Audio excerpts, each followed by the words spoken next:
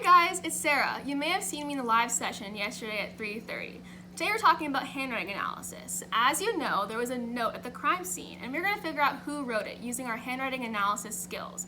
Now, there was a presentation on handwriting analysis that I already made, so if you haven't seen that yet, stop this video, go back on Google Classroom, and look at that. If you already have, good job, you're in the right place. At the end of my presentation, I posed a question. What's the best way to analyze handwriting? Is it through the similarities or the differences? The best way is definitely through the differences. Everyone has distinctions in their handwriting, whether it be the slant, the shaping, or any of the 5 things that we discussed in my previous presentation. So that's what we're going to look for when we analyze handwriting. So now let's analyze someone's handwriting. My own. Okay, so here you can see my writing. It's pretty weird, I know, and it's kind of hard to read, but let's analyze it.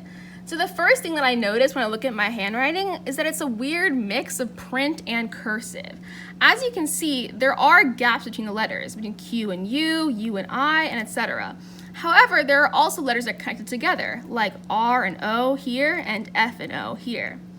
This means that my handwriting is probably 75% print and 25% cursive. In addition, I don't always close my O's and A's. Here, it's closed, but here, as you can see, there's a little gap above the O. There's also a gap right here in the A of lazy. Finally, one big thing you notice with my handwriting is that the Y and G heads are very small. Here on the Y, you can barely see the top of the Y where there's a little divot. In the G, there's barely even a head. You can't even really see it. These are things that are not going to change when I'm stressed out, when I'm hurried. They're things that are going to stay the same wherever I'm writing it, whenever I'm writing it. So now we're going to get the materials that you need for today's lab. You're going to need the crime scene note, the samples from each suspect, a pen or pencil, and your observation worksheet. That's also found in the Google Classroom if you don't know where it is. Now we're going to pause for a second to make sure you have all the things you need.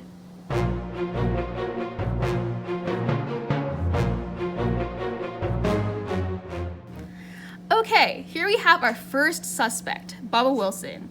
What's weird about his handwriting? The first thing I notice is that his handwriting is a mixture of print and cursive, just like mine was. However, his seems to be more cursive than print. As you can see, all these letters are connected together. The quick, brown, even in jumped, all letters are connected together. Also, there's a special character right here. The Z has a cross through it. I don't know if you know many people that write this way, but this is a very distinct characteristic of Bubba's handwriting. In addition, his handwriting is pretty large.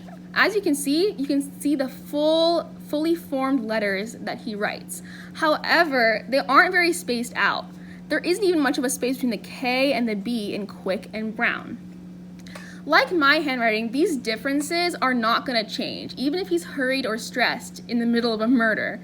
You're still going to see that these differences persist. Now look at the crime scene note. What differences do you notice? Take a moment and think about them.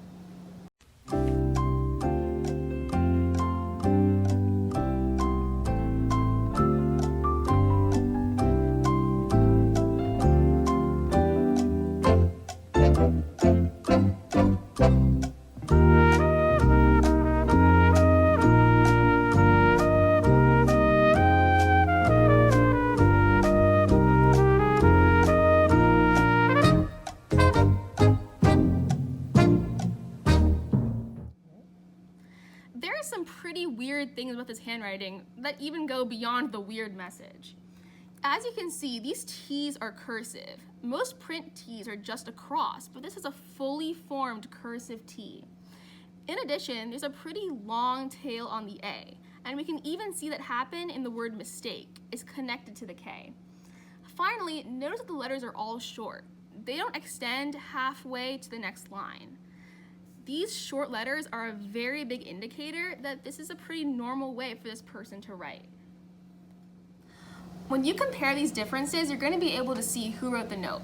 Think about it. What's different about Bubba's handwriting that is also different about the crime scene handwriting? Write down these differences for each and every suspect on your observations worksheet.